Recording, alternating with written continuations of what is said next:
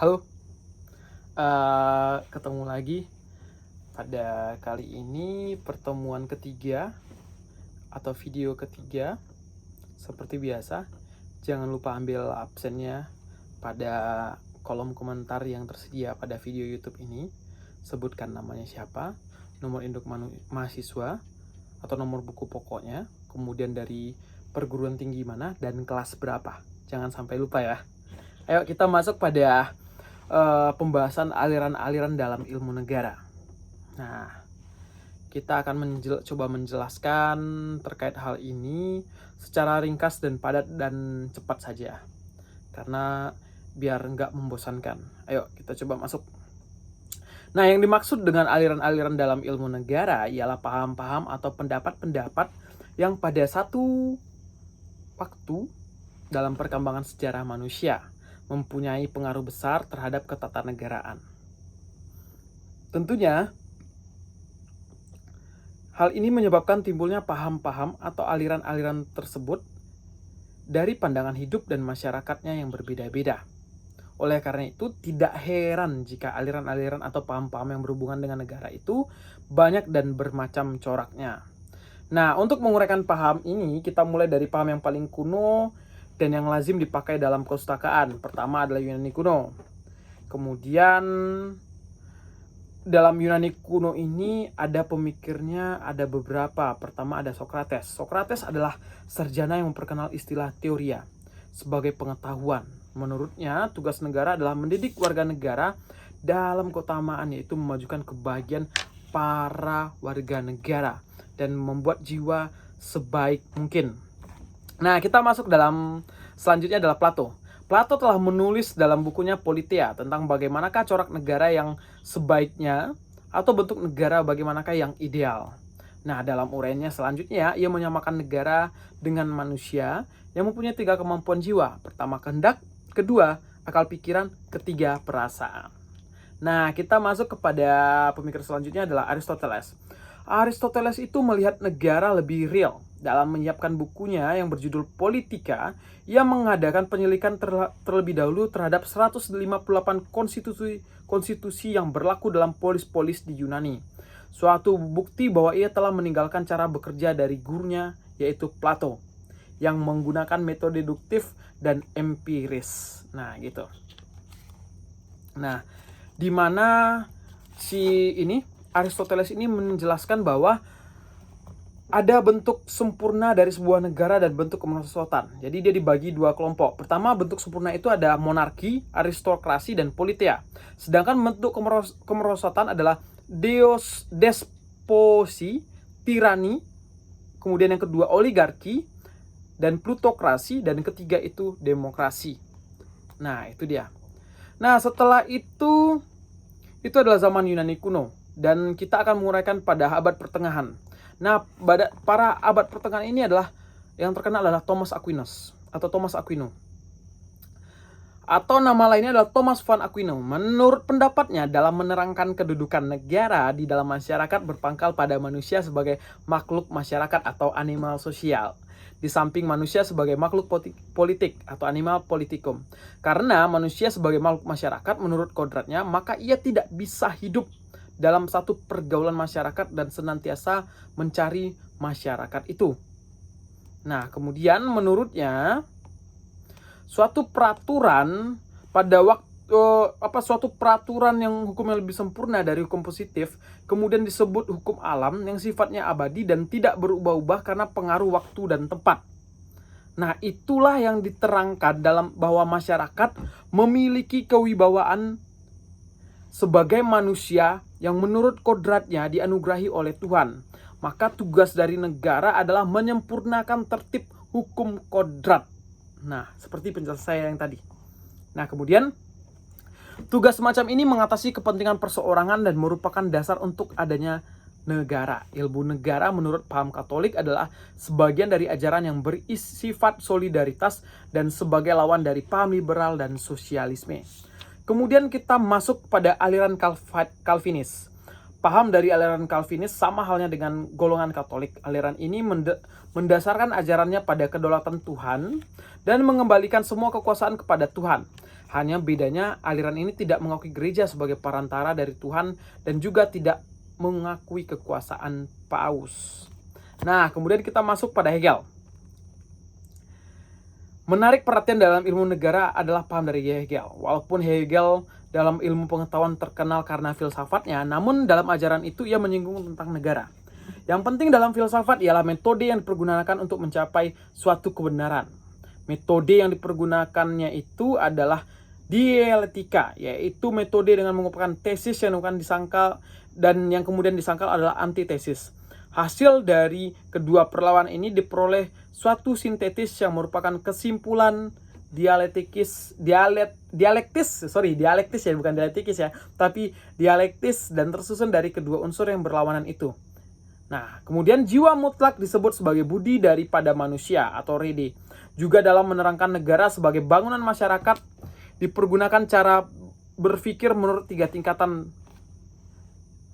Nah, itu tadi kita masuk bahwa manusia adalah warga dalam masyarakat dan dalam sifat persorongan ia ingin mendahulukan kepentingan sendiri sebagai tujuan utama. Nah, itu sebenarnya yang menjadi yang mempengaruhi Hegel gitu. Nah, ajaran Hegel ini mengundang ajaran yang mutlak dan disebut sebagai absolute idealisme. Nah, begitu. Kemudian kita masuk kepada Karl Marx. Mula-mula Karl Marx setuju dengan pendapat Hegel bahwa negara itu merupakan perwujudan dari Stillkeit und Vernunft. Juga ia membandingkan antara negara dan masyarakat seperti Hegel. Tetapi sesudah tahun 1844, ia meninggalkan ajaran Hegel.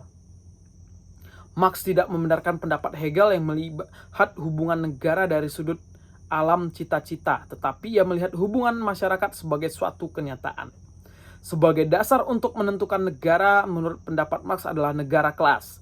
Ajarannya tentang ilmu negara terdapat dalam bukunya yang berjudul Das Kommunistisches Manifest pada tahun 1948.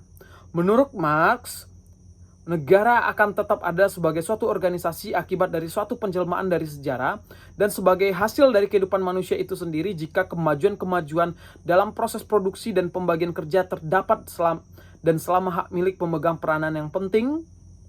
Nah, sejak itu negara disebut sebagai negara kelas dan juga berlaku bagi negara proletar jika negara borjuis diganti oleh negara proletar tersebut. Nah, setelah kaum proletar merebut kekuasaan dari kaum kapitalis, tetapi negara ini lama-kelamaan akan hilang dengan ditiadakannya hak milik terhadap alat-alat produksi yang sebelumnya ada pada tangan satu kelas ekonomi di dalam masyarakat. Nah, sebelum Marx ada beberapa cendekiawan yang beraliran sosialisme. Pertama ada Robert Owen di Inggris pada tahun 1771 kalau tidak salah sampai 1858. Kemudian itu ada Saint-Simon pada 1760 sampai 1825 di Prancis, dan Fourier itu di Prancis lagi dari tahun 1772 sampai 1837. Nah, silakan Bapak, Ibu atau rekan-rekan mahasiswa mencari dan diskusikan dengan referensi-referensi yang sudah kalian miliki. Kemudian kita masuk pada aliran fasisme.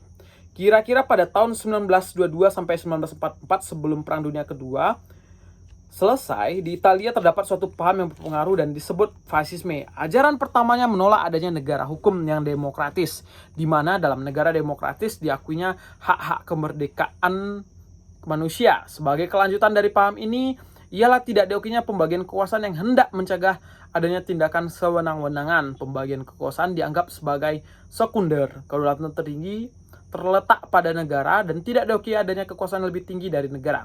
Tidak boleh ada pendapat yang bertentangan dengan negara dan semuanya adalah untuk kepentingan negara dan semuanya adalah untuk pemusatannya kepada negara yang memegang kekuasaan itu adalah duce atau pemimpin capo del governo. Dalam negara hanya terdapat satu partai sebagai elit dan partai-partai lainnya tidak diakui. Ini sangat-sangat otoriter. Negara adalah satu dan sama. Karena sifat-sifatnya itu, maka negara fasis mempunyai ciri-ciri otoriter, totaliter, dan korporatif. Jadi di dalam negara fasis, orang tidak mengenal negara hukum yang dapat menjamin kebebasan hukum dan kebebasan politik dari warga negaranya. Selanjutnya kita masuk kepada aliran nasional sosialisme. Nah, dalam waktu yang bersamaan dengan fasisme di Italia, paham ini mempunyai pengaruh yang besar sekali di Jerman sebelum Perang Dunia Kedua. Kalau menurut paham fasisme, negara adalah orang yang paling penting atau adalah yang paling penting dan yang paling berkuasa, maka menurut paham nasionalisme, bangsa Jermanlah yang paling utama di dunia. Nah, itu dia. Melalui ajarannya mengenai ras, para sarjana Jerman hendak membuktikan bahwa ia adalah keturunan dari dewa-dewa yang disebut sebagai Das Volk, yang mempunyai bakat-bakat yang lebih tinggi dari bangsa-bangsa lainnya di dunia. Adalah satu panggilan dari bangsa Jerman untuk membentuk negara Jermania yang besar yang hendak menyamai Imperium Romawi dahulu. Nah, kemudian kita masuk kepada aliran liberalisme. Pada awal abad ke-7, Menteri Colbert dari Prancis melaksanakan politik ekonomi dengan sistem merkantilisme guna memperoleh emas dan perak terutama di daerah pihak Spanyol yang pada waktu itu menjadi negara yang sangat kaya karena banyaknya jajahan di Amerika Serikat. Nah, paham ini mulanya dikemukakan oleh Immanuel Kant yang menghendaki kebebasan rakyat dari campur tangan pemerintah dengan mengemukakan unsur-unsur yang penting dalam negara hukum seperti hak asasi manusia dan pembagian kekuasaan negara. Nah, dari ajaran Immanuel Kant ini ternyata bahwa negara hukum tidak dapat dipertahankan lagi tanpa campur tangan pemerintah terhadap kemampuan rakyatnya atau kemakmuran rakyatnya. Pemerintah tidak bisa tinggal diam walaupun campur tangannya terhadap kepentingan rakyat harus dibatasi dengan undang-undang. Yang sangat menarik perhatian dengan filsafatnya, paham liberalisme ini membiarkan setiap individu mengembangkan bakatnya masing-masing tanpa paksaan, tanpa tekanan, dan lain-lain. Nah, begitu. Jadi kebahagiaan yang diidam-idamkan oleh paham liberal tidak tercapai oleh karena kebahagiaan hidup pada hakikatnya hanya dapat dimiliki oleh segolongan kecil saja di dalam masyarakat. Sedangkan sebagian besar dari masyarakat hidup dalam kesengsaraan.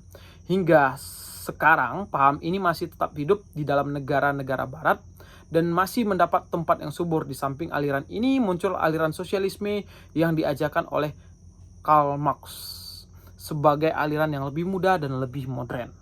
Kedua aliran ini masih berkembang terus serta mempunyai pengaruh kuat yang sama di dalam dunia pada saat ini.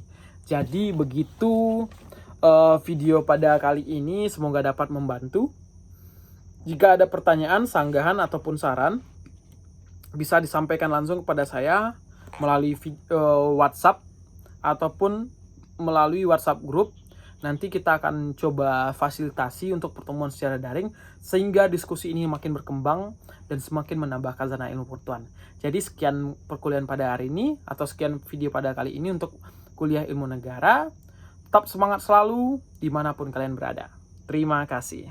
Sampai jumpa kembali.